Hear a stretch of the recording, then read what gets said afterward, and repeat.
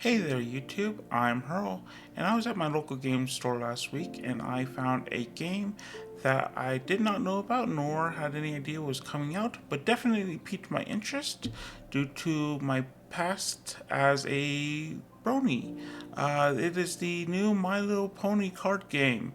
So I know that they did a My Little Pony card game back in the day, but this is the new one, and I definitely wanted to get some product, open it up, and see what the game is all about.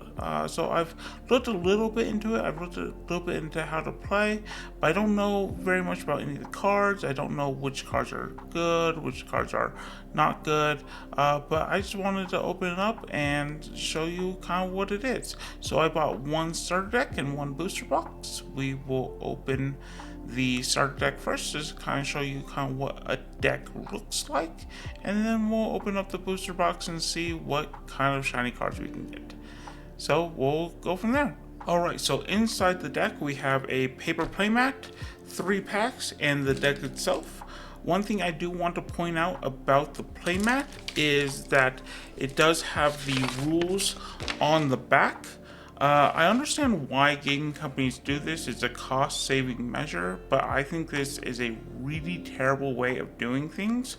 The issue with that is if you're using the paper playmat, you're probably still learning how to play the game. You probably don't have your own playmat to kind of go with that. So if you're trying to learn the game and you're playing a game with a friend who has their own playmat and you need to check how a rule works, you basically have to take all your cards off the mat in order to flip it over to check the rules. So I understand why companies do this, but I do think it is a bad way of having the rules for your game on the back of the paper playmat.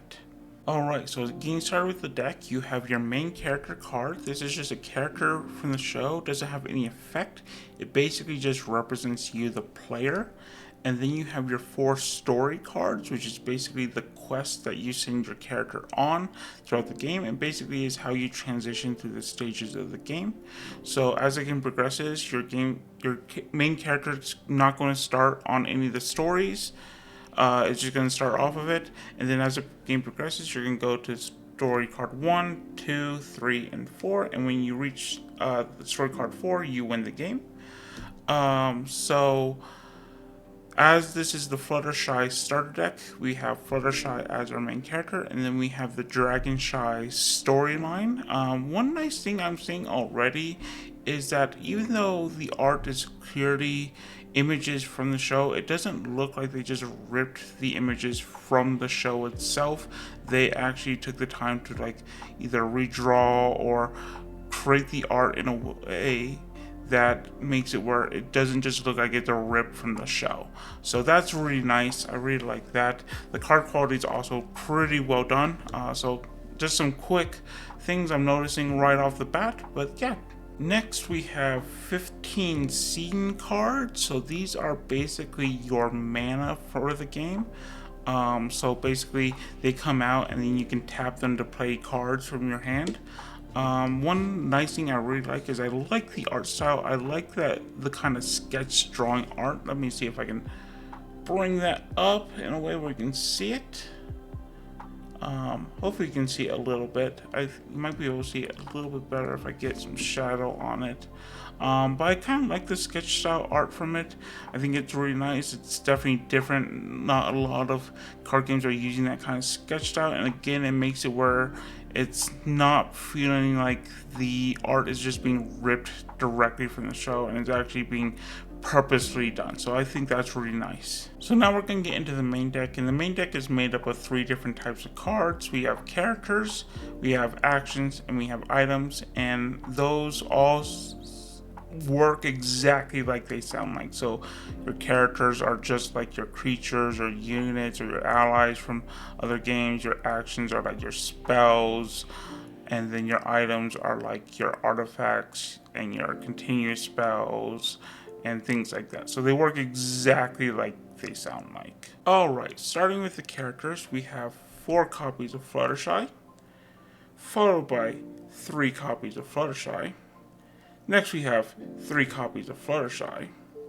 Then we have 4 copies of Fluttershy. 4 copies of Fluttershy. And for good measure, 4 more copies of Fluttershy. So this immediately leads to the question of how many copies of a card can you play in your deck? And the answer to that is 4. But unlike other card games where that is often determined by the name of the card, instead this game determines the limit by the set ID number of the card. So a game that's very similar to this is Digimon, where you can play all the Agumons and all the Greymons.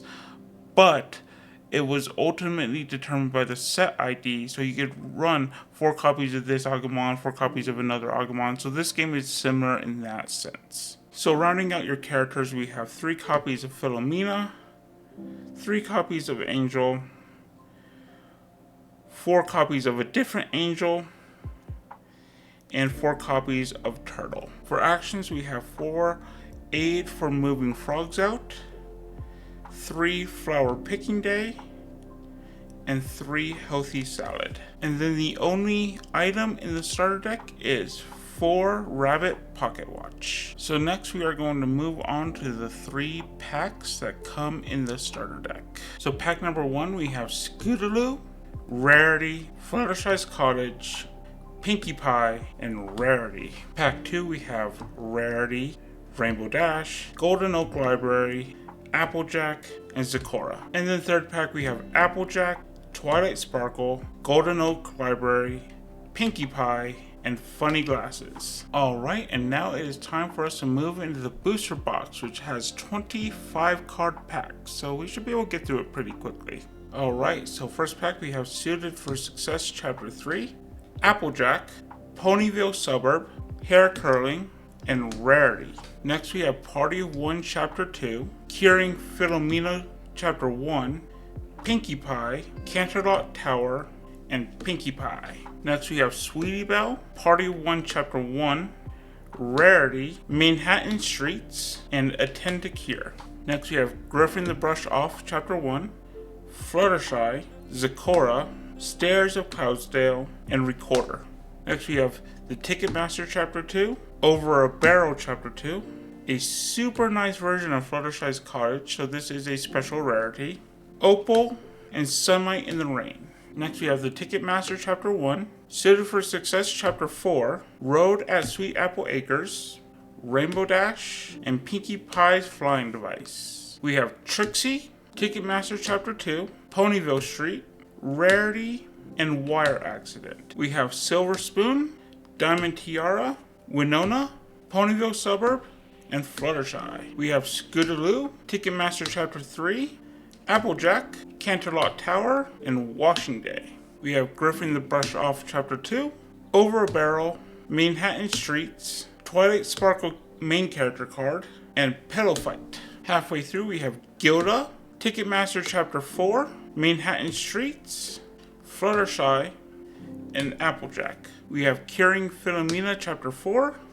Diamond Tiara, Stairs of Cloudsdale, Make a Cake, and Award Ceremony. We have Rainbow Dash, Mayor Mare, Road at Sweet Apple Acres, Twilight Sparkle, and Scootaloo. We have Curing Philomena Chapter 2, Twilight Sparkle, Trixie, Ponyville Street, and Time for Cleanup.